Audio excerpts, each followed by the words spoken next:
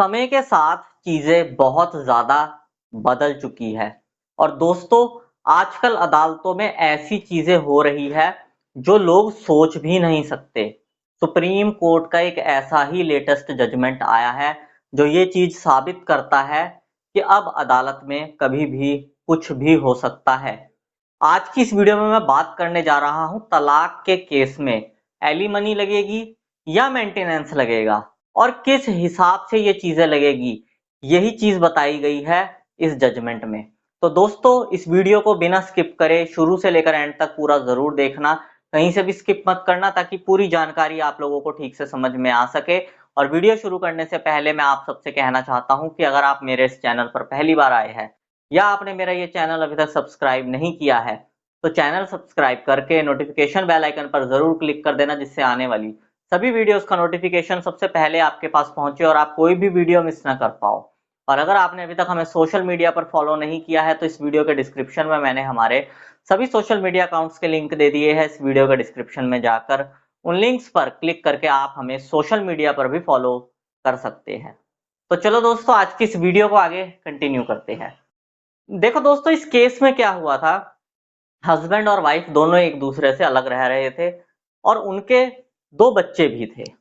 अब हस्बैंड ने वाइफ को काफी मनाने की कोशिश करी, घर वापस लाने की कोशिश करी, लेकिन वाइफ घर पर आने के लिए तैयार ही नहीं थी।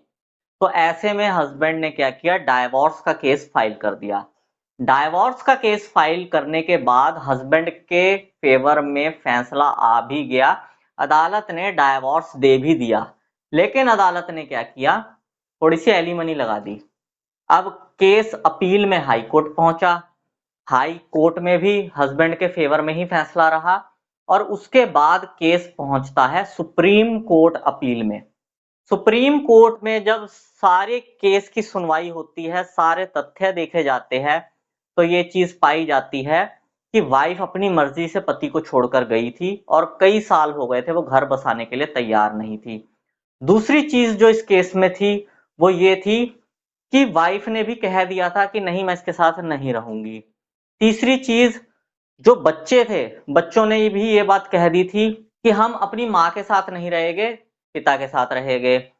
वाइफ ने भी ये बात बोल दी थी कि ठीक है मैं बच्चों को रखना भी नहीं चाहती, ये जो बच्चे हैं ये अगर अपने पिता के साथ रहना चाहते हैं तो जाके रह ले, कोई प्रॉब्लम नहीं मुझे। जिसके बाद सुप्रीम कोर्ट ने तलाक को फुल एंड फाइनल तो किया ही किया, लेकिन वो जो अमाउंट लगाया था एलिमनी का उसे कन्वर्ट कर दिया मेंटेनेंस में। उसमें अदालत ने ये कहा कि हस्बैंड एक मुश्त नहीं बल्कि महीने के हिसाब से, पर मंथ के हिसाब से पत्नी को पैसा दे। अब दोस्तों ये एलिमनी और मेंटेनेंस कब लगती है, वैसे अगर कानून के हिसाब से देखा जाए तो ये एलिमनी और मेंटेनेंस लगती है तब जब हस्बैंड गलत हो वाइफ सही हो, या हस्बैंड का कोई बच्चा हो वाइफ से और उस बच्चे की कस्टडी हो वाइफ के पास।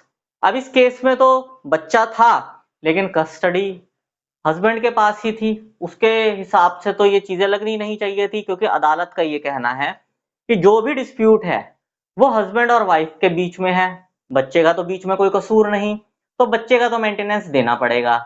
लेकिन अगर बच्चे की कस्टडी उसके फादर के पास ही है, बच्चे की जिम्मेदारी उसका फादर पूरी तरीके से उठा रहा है, तो फिर वाइफ को किस बात का मेंटेनेंस या एलिमनी। लेकिन यहां पर दोस्तों ये चीज हुई, हस्बैंड के फेवर में चीजें थी, हस्बैंड केस जीता भी, बच्चों की कस्टडी भी हस्बैंड के पास थी, उसके बावजूद भी एलिमनी भी लगी और सुप्रीम कोर्ट ने उसे पर मंथ के मेंटेनेंस में भी कन्वर्ट कर दिया। मतलब केस जीतने के बाद भी हस्बैंड को पैसा देना पड़ा। और ये जजमेंट साबित करता है कि भाई साहब न्याय की उम्मीद लेकर मत चलना, कभी भी अदालतों में कुछ भी हो सकता है। न्याय आपके अपने हाथ में है। जो आज का समय चल रहा है, अगर आपको न्याय लेना है ना तो कोर्ट के बाहर अपने तरीके से जैसे भी आप न्याय लेना चाहते हो ले लो।